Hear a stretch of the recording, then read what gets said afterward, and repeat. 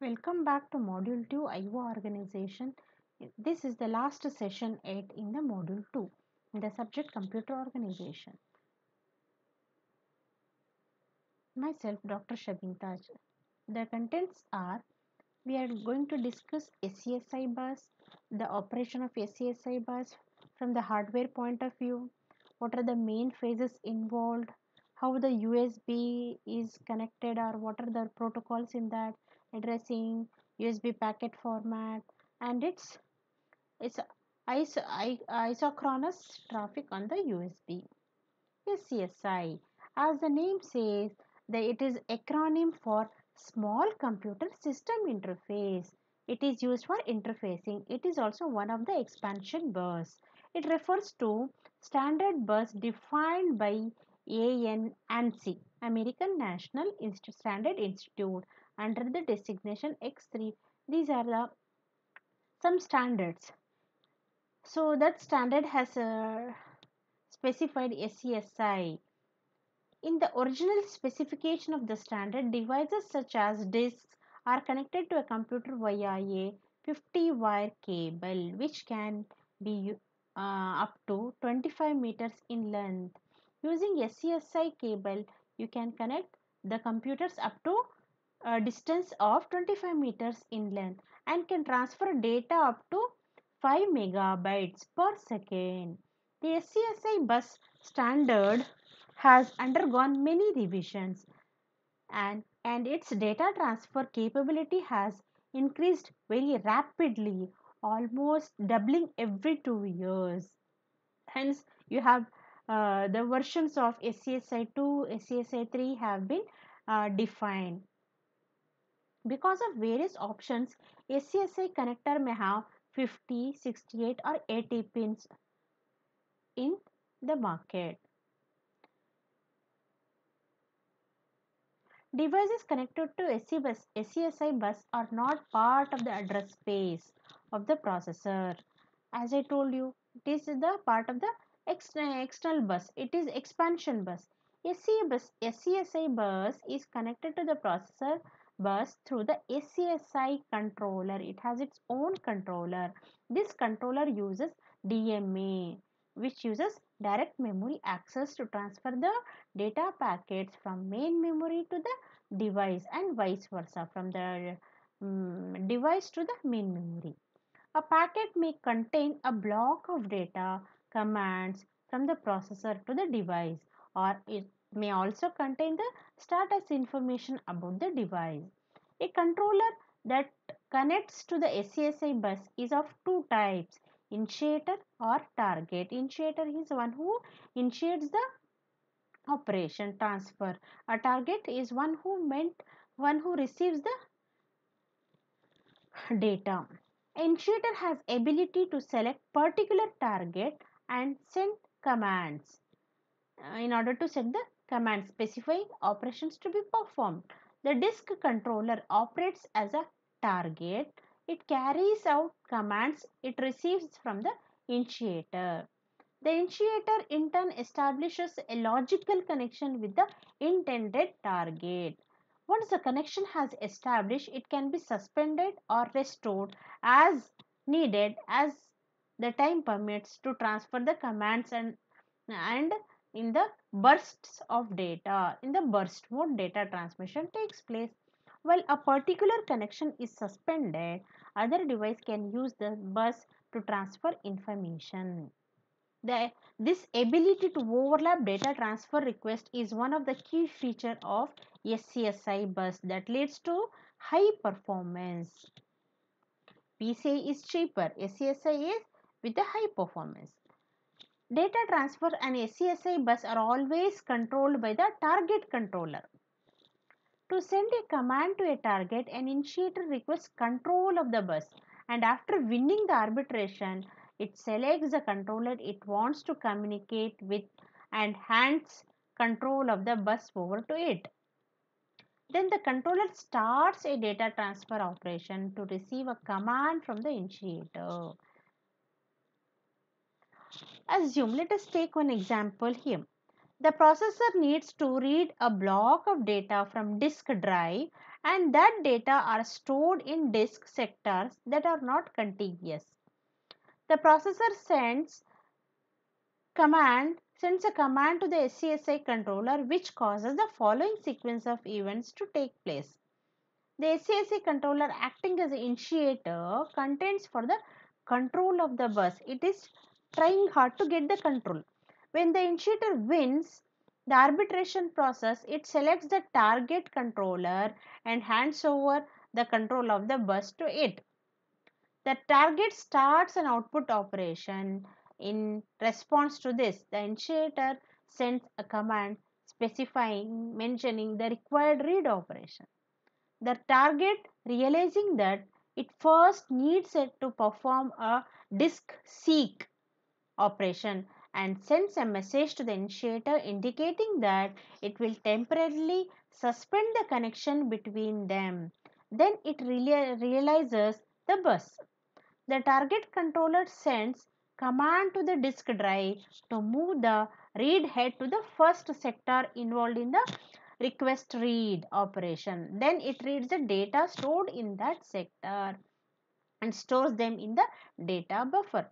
When it is ready to begin transferring data to the initiator, the target requests control of the bus. After it wins arbitration, it reselects the initiator controller, thus restoring the suspended connection. The target transfers the contents of data buffer to the initiator and then suspends the connection again. The target controller sends a command to the disk drive to perform another seek operation. Then it transfers the content of the second disk sector to the initiator as before. Excuse me. At the end of this transfer, the logical connection between the two controllers is terminated.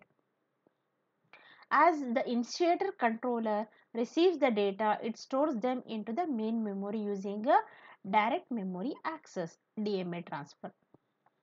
The SCSI controller sends an interrupt to the processor to inform that that the requested operation has been completed. This is a category with name and its functionality.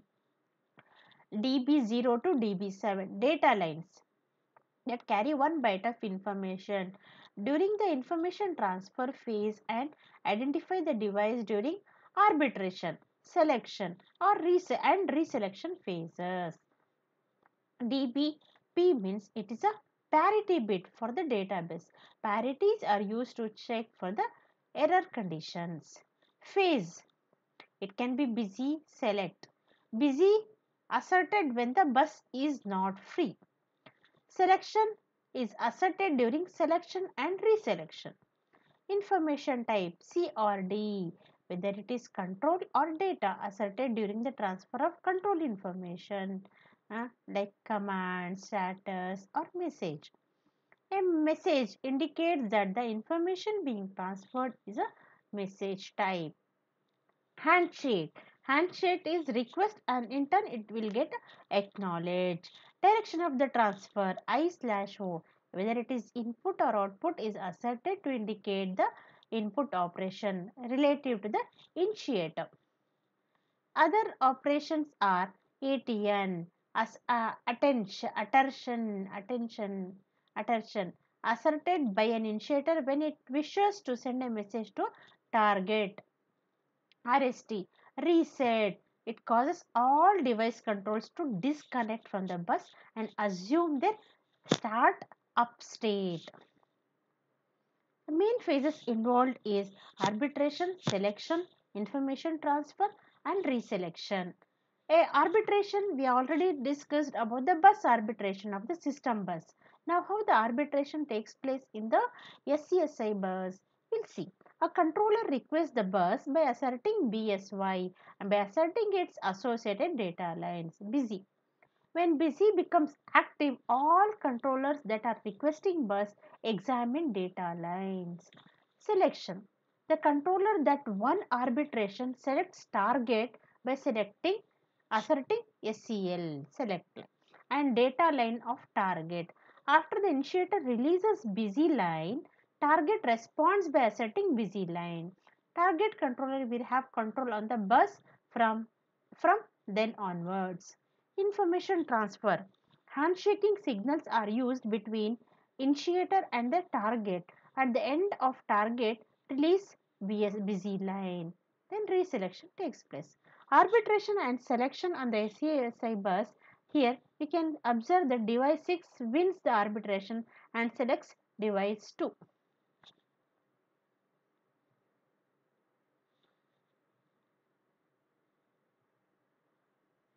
DB2, DB5, DB6 and busy. Out of this, device 6 wins the arbitration and this transfers the control arbitration. Now it is the bus is busy, bus is idle over here, bus becomes busy here and it selects the which to be it take all the devices will take part in the arbitration. In this arbitration, selection of the device which is a select which device will be selected, the device with DB6 is selected.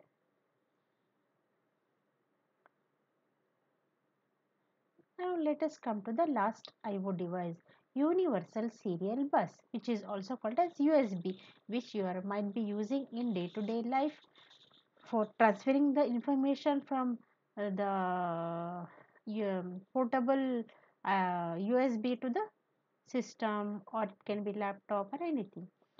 USB is an industry standard developed through a collaborative it's a collaborative effort of several computer and communication companies, which includes HP, Intel, Lucent, Microsoft, Compaq, Nortel Networks and Philips. The speed of USB, a low speed, it ranges from low speed to high speed. Low speed is 1.5 megabits per second, full speed is 12 megabits per second, high speed is 480 megabits per second. The port limitation, it has some limited port. Device characteristics and what are and it is a plug and play. No extra installation is required. USB tree structure, whenever you are connected to the host computer using a root hub, it forms a child hub. In that child hub, IO device can be connected. Multiple hub. That hub can be connected to another hub and then another two devices can be connected. This is how the devices can be connected using a hub. Addressing. When a USB is connected to a host computer, its root hub is attached to the processor bus, where it appears as a single device. The host software communicates with each and every individual device attached to the USB by sending packets of information, which the root hub forwards to the appropriate device in the tree from top to bottom. Each device on the USB, whether it is a hub or an IO device, is assigned a 7-bit address. This address is local to the USB tree and it is not related anyway to the addresses used on the processor bus. This address is different and the address which is used on the processor bus is different. A hub may have any number of devices or other hubs connected to it, and the addresses are assigned arbitrarily, randomly. When a device is first connected to a hub or when it is powered on, it has the address 0. That will be starting address. The hardware of the hub to which the device is connected is capable of detecting the device that device has been connected, and it records this fact as part of its own status information. Periodically, the host polls each hub and collect the status information and learn about new devices that may have been added or disconnected. When the host is informed that a new device has been connected, it uses a sequence of commands to send reset signal on the corresponding hub port. Read information from the device about its capabilities, send configuration information to the device. Device begins normal operation and responds only to the new address. What are the protocols? All information transferred over the USB is organized in packets, where packet consists of one or more bytes of information. There are many types of packets that perform variety of control functions. The information transferred on the USB can be divided into two broader categories: control and data. Control packets perform the tasks such as addressing a device to initiate the data transfer, acknowledging the device, acknowledging the data that have been received correctly, or indicating an error. Data packets carry information that is delivered to a device. A packet consists of one or more fields containing different kinds of information. The first field of any packet is called as a packet ID, which identifies the type of that packet, whether it's an initiator or a target. They are transmitted twice. The first time they are sent with their true values, and the second time with each bit complemented. The four PID bits identify one of 16 different packet types. Some of the control packets, such as ACK, it's an acknowledgement, consist only of the PID byte. Now we can see PID 0, PID 1, PID 2, packet identifier field. Control packets used for controlling data transfer operations are called token packets. In the token packets in or out. Data packet, which contains a PID again with the data and the other information. Here it depicts the output transfer from token data host to hub to IO device. As soon as the token places the address, it will reach to the hub, and hub is going to token place the data is placed. The hub will respond to the initiator, and then with the help of a acknowledgement. Token data, when it starts from the hub, again the other IO devices can be connected in this fashion. This is how the an output transfer takes place. Isochronous traffic on USB. One of the key objects of the USB is to support the transfer of isochronous data. Devices that generate or receive isochronous data require time reference to controlling the sampling process. To provide this reference, transmission over USB is divided into frames of equal length. A frame is of 1 millisecond long for low and full speed data. A root hub generates a start of frame control packet SOF precisely once every millisecond to mark the beginning of new frame. The arrival of SOF packet at any device constitutes a regular clock signal that device can use for its own purposes. In order to assist these devices that may need longer periods of time, the start of frame control packet carries 11-bit frame number. Following each SOF packet, the host carries out input-output transfer for the isochronous devices. This means that each device will have opportunity for an input or output transfer once every 1 millisecond. What are the electrical characteristics? The cables used for USB connections consist of 4 wires. 2 are used for carry, power, plus 5 and ground. Thus, hub or an IO device may be powered directly from the bus, or it may have its own external power connection. The other 2 wires are used to carry the data.